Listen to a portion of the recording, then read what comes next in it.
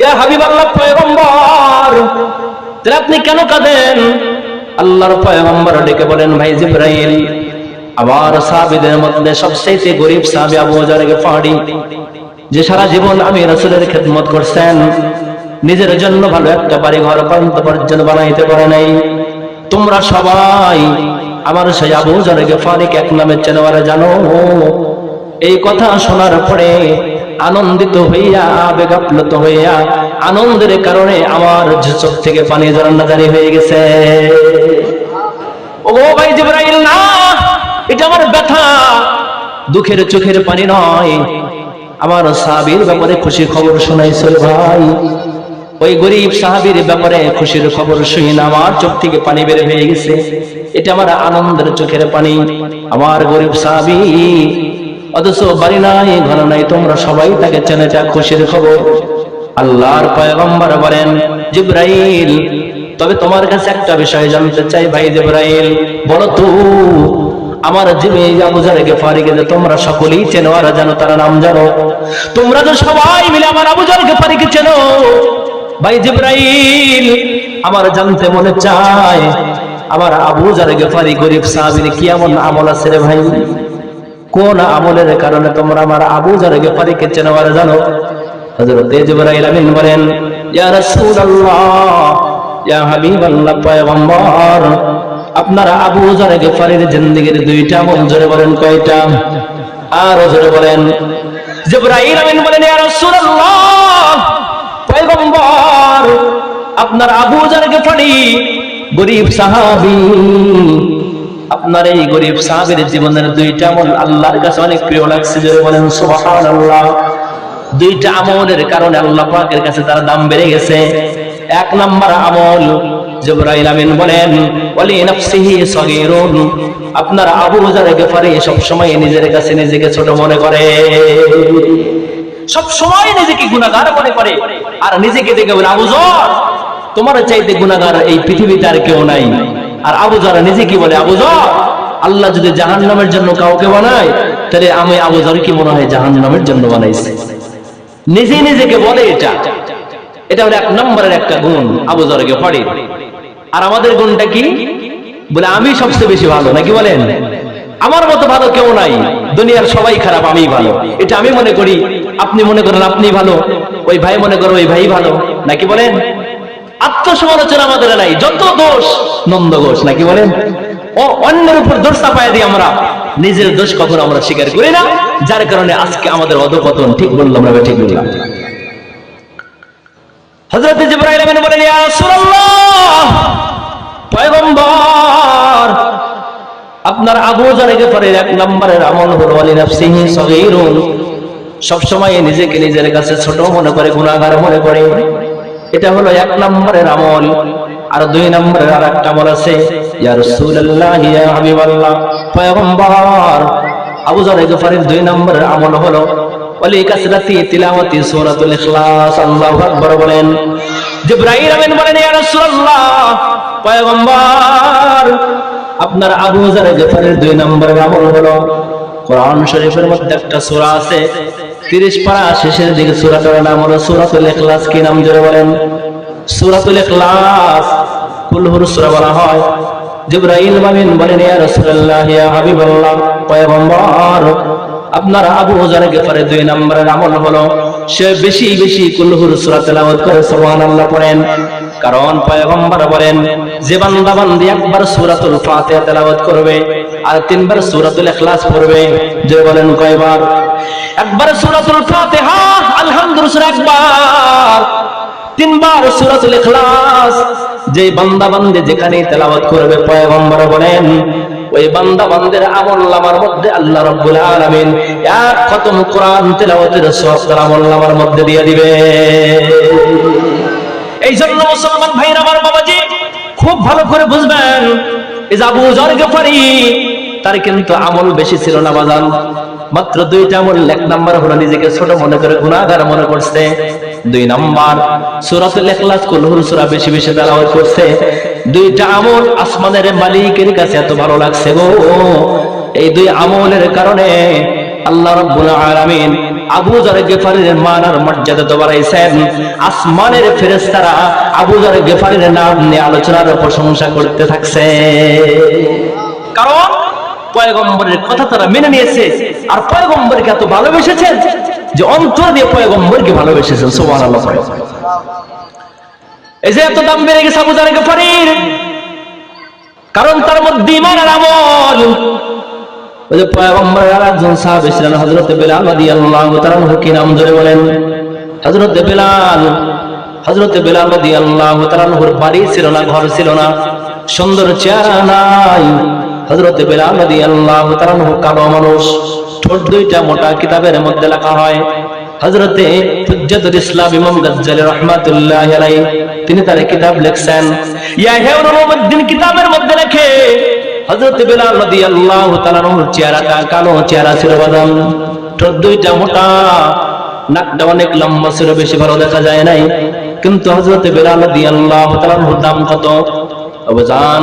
হযরত বিলাল রাদিয়াল্লাহু তাআলা আনহুর দাম আর মর্যাদা কত বেশি? একটাই কারণ যে হযরত বিলালের মধ্যে ঈমান আর আমল ছিল। সুবহানাল্লাহ পড়েন।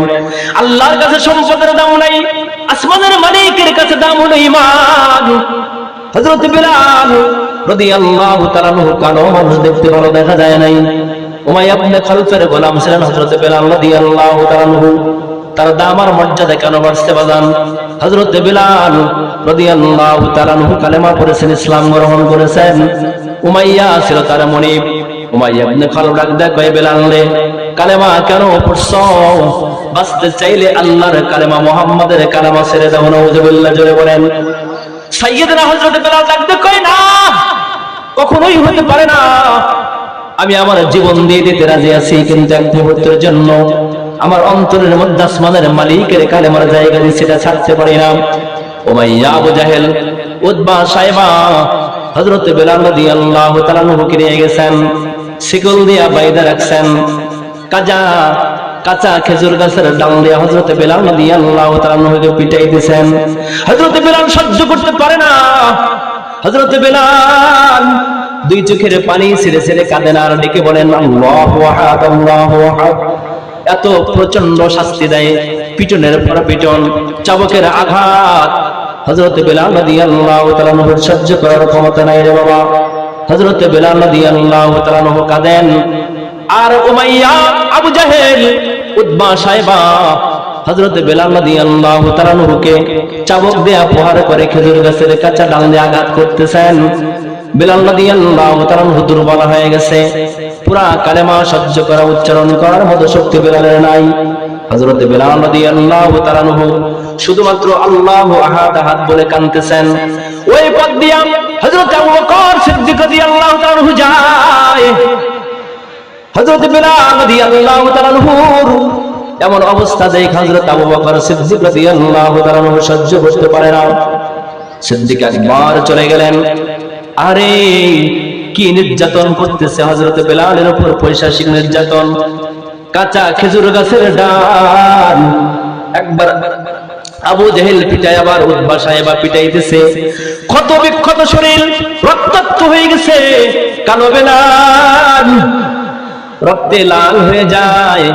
আবু বকর সিদ্দিক রাদিয়াল্লাহু তাআলা আনহু চলে গেলেন।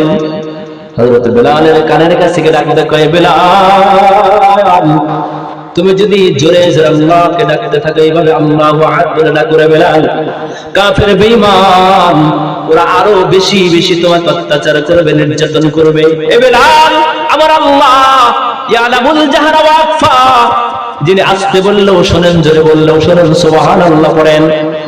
হযরত আবু বকর ডাক দেয়, কয় বিলাল, আমাদের আল্লাহ এমন একজন মালিক যিনি আস্তে ডাকলেও শোনেন, জোরে ডাকলেও শোনেন রে বিলাল।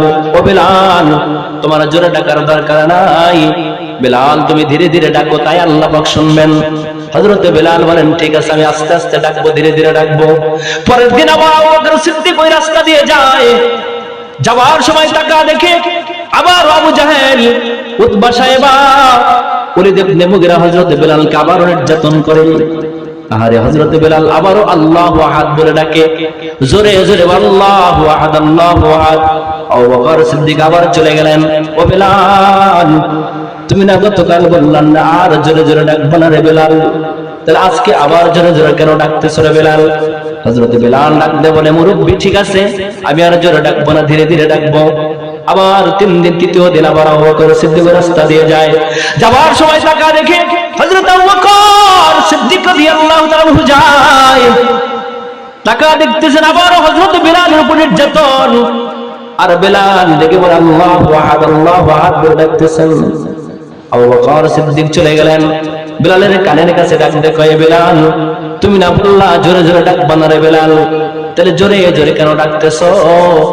তুমি যত জোরে ডাকবা কাফেররা তত বেশি তোমাকে আঘাত করবে, নির্যাতন করবে।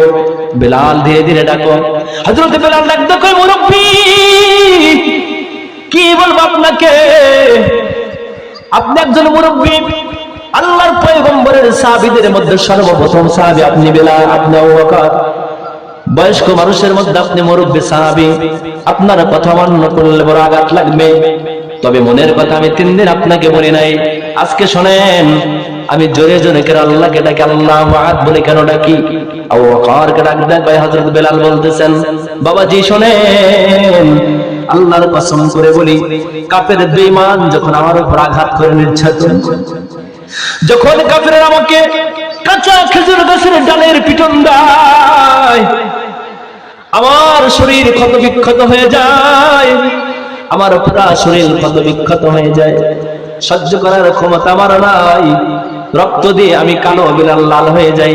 মুরব্বি ভালো করে শোনেন, আমি যখন এইভাবে নির্যাতন করে সহ্য করার ক্ষমতা আমার নাই, কিন্তু আমি যখন জোরে জোরে আওয়াজ করে আল্লাহকে ডাকি, আল্লাহু আহাদ আল্লাহু আহাদ বলে যখন ডাক দেই, ওই কাফেরদের অত্যাচার নির্যাতনের ব্যথা আমার আল্লাহকে ডাকার দ্বারা আমার ব্যথা দূর হয়ে যায়।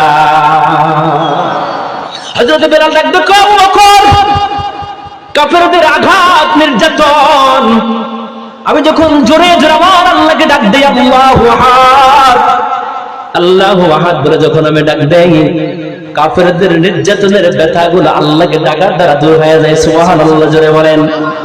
আবু বকর সিদ্দিক সহ্য করতে পারে না, দৌড়ায় চলে গেলেন পয়গম্বরের দরবারে, ডাক দেয়, ইয়া রাসূলুল্লাহ, ইয়া হাবিবাল্লাহ, পয়গম্বর আপনি দেখেন না, আমি নিজের চোখে দেখেছি গো পয়গম্বর, আপনার বেলালের উপর কি নির্যাতন চালাইতেছে কাফের বেঈমানেরা। আল্লাহর পয়গম্বর বর্ণনা শুনেন, সিদ্দিক আকবর রাদিয়াল্লাহু তাআলা ঘটনা বয়ান করেন, চোখের পানি ফেলে কাঁদেন। হাবিবে কিবরিয়া সরকারে দো আলম নবী, আপনার আমার নবী মুহাম্মদুর রাসূলুল্লাহ সাল্লাল্লাহু আলাইহি ওয়াসাল্লাম আবু বকর সিদ্দিকের মুখে বর্ণনা শুনে সহ্য করতে পারে না, পয়গম্বর দুই চোখের পানি ছেড়ে কান্নায় ভেঙে পড়লেন। আল্লাহর পয়গম্বর ডাক দেখো, আবু বকর আমার বেলালকে কিভাবে বাঁচানো যায় কাফেরদের হাত থেকে বলো। আবু বকর সিদ্দিক ডেকে বলেন, ইয়া রাসূলুল্লাহ, ইয়া হাবিবাল্লাহ, পয়গম্বর আমার কাছে যে খেজুরের বাগান আছে, আমার কাছে নগদ টাকা নাই পয়গম্বর, তবে আমার কাছে খেজুরের বাগান আছে, আমি খেজুরের বাগান বিক্রি করে দিয়ে হলেও হযরত বেলালকে উমাইয়ার কাছ থেকে কিনে আনিয়ে থেকে আজাদ করে দেব। আল্লাহর পয়গম্বরের কাছে আবু বকর কথা বলেন। হযরত আবু বকর সিদ্দিক নিজের খেজুরের বাগান বিক্রি করে দিয়ে হযরত বেলালকে আজাদ করলেন। সুবহানাল্লাহ জোরে বলেন। বেলাল চলে গেলেন, খেজুর গাছ বিক্রি কইরা বাগান বিক্রি করে দিয়া আবু বকর সিদ্দিক টাকা নিয়ে চলে গেলেন উমাইয়ার কাছে। উমাইয়াকে ডাক দেয়, উমাইয়া, বেলাল আমাদের মুসলমান ভাই, কত টাকা দিয়ে কিনছো তার কাছ থেকে নাও, 2 ডবল টাকা তোমাকে দিয়ে দিলাম, কিন্তু বেলালকে মুক্তি দিয়ে দাও চিরদিনের জন্য। হযরত বেলালকে নিয়ে নিলেন, কিনা নিয়ে আবু বকর সিদ্দিক আজাদ করে দিলেন। পয়গম্বরের দরবারে নিয়ে গেলেন বেলালকে। আল্লাহর পয়গম্বর রহমতের নবী, মহব্বতের নবী, দয়ার নবী, মায়ার নবীজি সহ্য করতে পারে না, 2 চোখের পানি ছেড়ে দিয়া নবীজি আমার আবু বকর সিদ্দিকের সামনে বেলালের চেহারার দিকে তাকায় দেখছে। বেলাল রে, ও বেলাল, কালেমা পড়ে সফরাত করো নাই তুমি বেলাল, কাফের বেঈমান তোমাকে যে নির্যাতন করেছে রে বেলাল, আল্লাহর কসম বেলাল, দুনিয়ার এই কাফেরদের নির্যাতনের বদলা তোমার প্রতিফল আল্লাহ তাআলা তোমাকে দুনিয়াও দিবে, আখিরাতে তোমার জন্য মঙ্গল আছে। সুবহানাল্লাহ জোরে কোন। হযরত বেলালের নির্যাতন এত কষ্ট সহ্য করছে বেলাল, কালেমা ছাড়ে নাই। আল্লাহ পাক রব্বুল আলামিন হযরত বেলালকে কি মর্যাদা দিয়ে দিলেন বাবাজি। হযরত বেলাল রাদিয়াল্লাহু তাআলাকে আল্লাহ পয়গম্বর মসজিদে নববীর স্থায়ী মুয়াজ্জিন বানিয়ে দিলেন। সুবহানাল্লাহ। এত মর্যাদা, কারণ এত কষ্ট সহ্য করছে নির্যাতন। আল্লাহ রাব্বুল আলামিন হযরত বেলাল রাদিয়াল্লাহু তাআলার কষ্টের প্রতিফল আল্লাহ রাব্বুল আলামিন মর্যাদা দিয়ে দিলেন। মসজিদে নববীর স্থায়ী মুয়াজ্জিন আল্লাহ তাআলা হযরত বেলালকে বানিয়ে দিলেন। সুবহানাল্লাহ সুবহানাল্লাহ। এ মুসলমান এতটুকুই শুধু নয়, দুনিয়াতে হযরত বেলাল মসজিদে নববীর মুয়াজ্জিন, হাশরের ময়দানে হযরত বেলালের জন্য কি মর্যাদা আছে ভালো করে শুনেন। হযরত বেলাল রাদিয়াল্লাহু তাআলা মুয়াজ্জিন ছিলেন, মসজিদে আযান দিতেন মসজিদে নববীতে। পয়গম্বর যেদিন দুনিয়া থেকে বিদায় হয়ে চলে যাবেন, হাবিবে কিবরিয়া সরকারে দো আলম নবী মুহাম্মদুর রাসূলুল্লাহ সাল্লাল্লাহু আলাইহি ওয়াসাল্লাম দুনিয়া থেকে বিদায় হয়ে গেলেন। হযরত বেলাল রাদিয়াল্লাহু তাআলা গড়াগড়ি করে কান্নাকাটি করতেছেন। হযরত বেলাল রাদিয়াল্লাহু আনহু সহ্য করতে পারে না। হযরত বেলাল দুই চোখের পানি ছেড়ে যায়, কান্নাকাটি করে। আরে পয়গম্বর দুনিয়ার জমিনে বেঁচে নাই, আল্লাহর পয়গম্বর দুনিয়া থেকে বিদায় হয়ে গেলেন। সবাই কাঁদে। হযরত বেলাল রাদিয়াল্লাহু তাআলা তিনিও কাঁদতেছিলেন। সাহাবায়ে কেরাম ডাকতে কয়, বেলাল এত বেশি কাঁদো কেন? পয়গম্বর দুনিয়ার জমিনে বেঁচে নাই, আমরাও জানি, আমরাও কাঁদি রে বেলাল, আমাদেরও ব্যথা।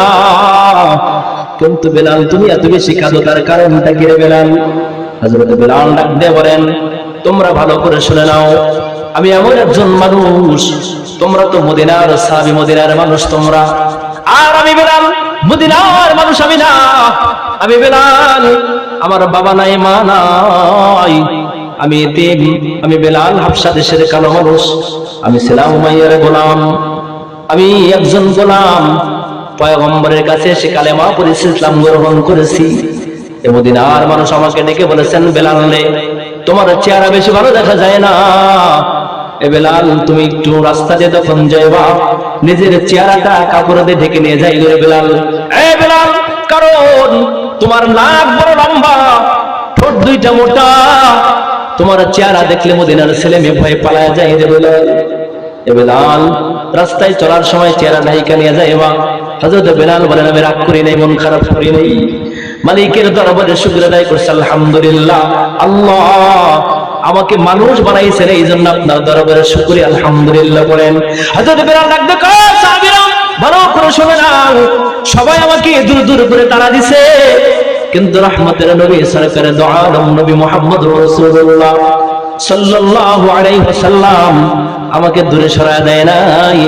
আল্লাহর পয়গম্বর আমাকে নিজের বুকের সাথে বুক লাগাইছে। সুবহানাল্লাহ বলেন। হযরত বেলাল বলেন, এতটুকুই নয়, আল্লাহর পয়গম্বর আমাকে কাছে বসাইছেন, পয়গম্বর নিজের খাবার আমাকে খাওয়াইছে রে। সেই পয়গম্বর আমাকে এত ভালোবাসা দিলেন, মহব্বত দিয়ে দিলেন।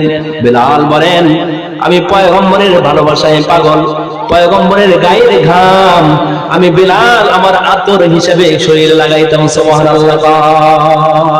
রহমতে আলম নবী নূরে মুজাসসাম বলেন, রহমতে আলম নবী নূরে মুজাসসাম, সাহাবীরা আতর বানায় ওই নবীজির ঘাম, সাহাবীরা আতর বানায় ওই নবীজির ঘাম। বলেন, রহমতে আলম নবী নূরে মুজাসসাম, সাহাবীরা আতর বানায় ওই নবীজির ঘাম, সাহাবীরা আতর বানায় ওই নবীজির ঘাম। বলেন, রহমতে আলম নবী নূরে মুজাসসাম, রহমতে আলম নবী নূরে মুজাসসাম, সাহাবীরা আতর বানায় ওই নবীজির ঘাম, সাহাবীরা আতর বানায় ওই নবীজির ঘাম। সুবহানাল্লাহ বলেন।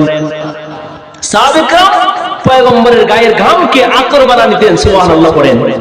শোনো মানুষ জানো নাকি আমার নবীজি, যাহার পাগল চন্দ্র সূর্য তারকারাজি রে, যাহার পাগল চন্দ্র সূর্য তারকারাজি। সুবহানাল্লাহ বলেন। শোনো মানব কেন কেমন জানো আমার নবীজি, যাহার পাগল চন্দ্র সূর্য তারকারাজি রে, যাহার পাগল চন্দ্র সূর্য তারকারাজি।